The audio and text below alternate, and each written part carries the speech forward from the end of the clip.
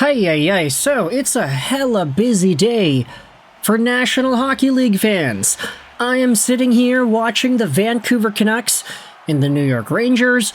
I was just watching the Toronto Blue Jays. That game still overlapped with a whole bunch of the other games that I was watching. And of course, we have ourselves this game that we are going to be talking about in this video. Ladies and gentlemen, we haven't done anything about Detroit on the show today. But what better way to break the ice than to acknowledge the fact that the Detroit Red Wings are right now, at this moment in time, tied for first in the Atlantic Division. This will not last. At least, it might not last. I'm not too sure. Right now, the Wings have 14 points in 10 games. They are tied with the Montreal Canadiens, who also have 14 points in 10 games. But the Canadiens are indeed winning against the Seattle Kraken right now. So that, of course, is subject to change. The rankings and the listing of who is number one in the Atlantic. But the Detroit Red Wings are right there after posting up yet another victory over the St. Louis Blues. No dramatic comeback needed this time here, people. No 4-0 deficit, no 6-4 win. This time it was a reasonable and more stomachable 5-2 win by the Detroit Red Wings over the St. Louis Blues. And the Blues, they ended up getting things going quickly here. There was 1-0 early on. Brayden Schenn, 47 seconds is all it took to go up 1-0. But that is all the Red Wings needed to activate this time. Last game, it was 4 goals. The Blues were able to score 4, and then Todd McLellan woke the team up with his timeout. This time, the Red Wings scored 4 unanswered after Brayden Schenn made it 1-0. Ben Chiarot gets his first of the year, assisted by Appleton and DeBrincat. Alex DeBrincat then tips in a power play goal. Finally, when it rains, it pours. DeBrincat's starting to score goals in bunches now. This is what we expected. Then in the second period, Dylan Larkin gets a tip, and Elmer Soderblom also gets his first on the year too. Not to mention Jordan Kyrou in the third, who brings the lead back down from 3-2.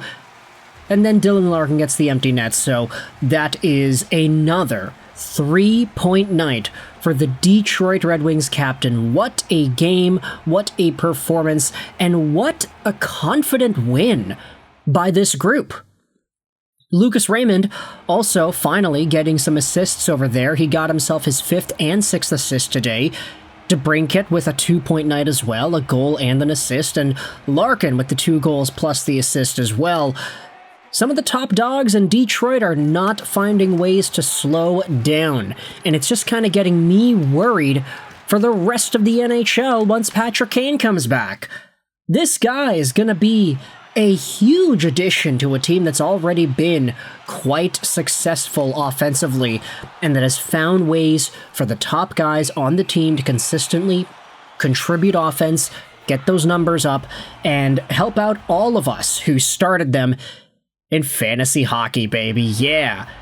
Dylan Larkin is now all the way back up there. He is still one of the top point scorers in the National Hockey League this season, with now 16 points in 10 games. So he is tied for first in the league one more time.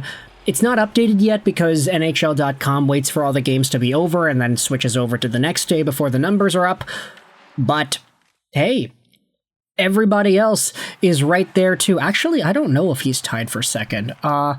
Yeah, no, Utah did really well today. There were a bunch of goals scored, and Jack Eichel, I know, had a bunch of points. Either way, Dylan Larkin is still one of the top players in the NHL when it comes to points. This game really helped him out with 16 total in 10 games. But I wanted to talk about some of the extra notes about this contest. Just some other things, not really like, okay, game breakdown stuff, because I'm gonna be honest, I didn't really watch this game too much. I saw the goals, that's it, but yeah, I was watching the Blue Jays. Sorry. Either way, the Wings being up on top in this way does call for a video commentary, and it does allow us to talk about just how different things are feeling for the Red Wings. This was one of the top comments on the Our Detroit Red Wings subreddit, how this team, it feels so different.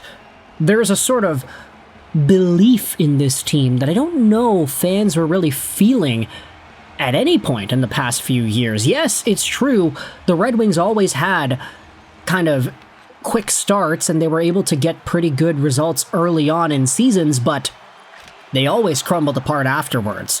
That, I guess, is going to be the biggest test heading into the next little while here for the Detroit Red Wings. But with that still in mind, I feel like this year's team has so much more to cheer for and be excited for, and a lot more consistency to believe in compared to some of those prior years where the team had a hot start and then they just kind of fizzled away.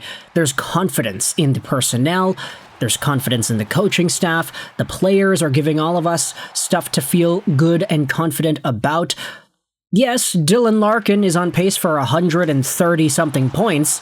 I don't think anybody fully thinks he's going to hit that, but as long as he's able to continuously produce and end off with a hopefully career-high year, I don't think anybody would complain about that. Like, hey, if Larkin gets 95 points, that's awesome. It's not 130, but it's still very, very good and quite indicative of a positively trending season.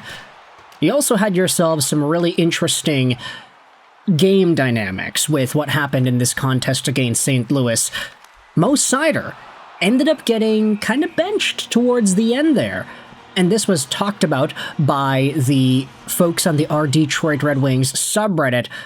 There's got to be accountability for lazy plays. And Mo Seider has and can definitely play better than he did on the last goal against scored by, who was it, Jordan Kyrou? Yeah, Seider kind of gets totally stripped of the puck there as he lackadaisically tries to come back towards it. Pius Suter easily takes it from him and then sets up Kyrou for the shot and the goal. Really interesting to see Todd McLellan bench Mo Seider because of that. And then you have a whole bunch of other replies saying, yeah, like, I like it. It's a really bad thing when players just kind of take the shift off and they just decide to whack at it. They don't move their feet. They look a little bit lazy, lackadaisical. So holding everybody to a standard does a lot when it comes to building the team culture and the dynamics of what's expected out of these guys. And yes, of course, the Red Wings were winning by a significant margin in this game, so it's a lot easier for Todd McLellan to say, yeah, Mo, sorry, you're not playing anymore. What was that? Like, if it was a tie game, it was Game 7 of the Stanley Cup Finals, 2-2, heading into the final 5 minutes of the third, yeah, you better bet that Mo Seider is playing every single minute, but in a game like this, you know, they're up 5-2. It's like, yeah, or 4-2, excuse me, because no empty net was scored yet. At that point, it's like, yeah, Mo, what the heck? Come on, set a better example out there. And Todd McLellan's not afraid to take those risks and not afraid to tick some of those players off in that way, so very good decision, I would say. But now, the Detroit Red Wings, #1 in the Atlantic Division. I want you to let me know your thoughts in the comments section. How does this feel after all of these years of doom and gloom? We'll see what happens with Montreal. They're up 2-0 in the intermission with the Seattle Kraken at the time of recording this audio, so once Montreal gets themselves a point, then they'll be #1 in the Atlantic again. But for now, in this very brief period of time, Detroit is #1, so live it and breathe it while it's still here, folks. If you enjoyed this video, feel free to hit the like button. If you didn't, the dislike button's down there for you as well. Thoughts in the comment section below about the Detroit Red Wings and what's going on in Motown. I hope you enjoyed this video. And bye.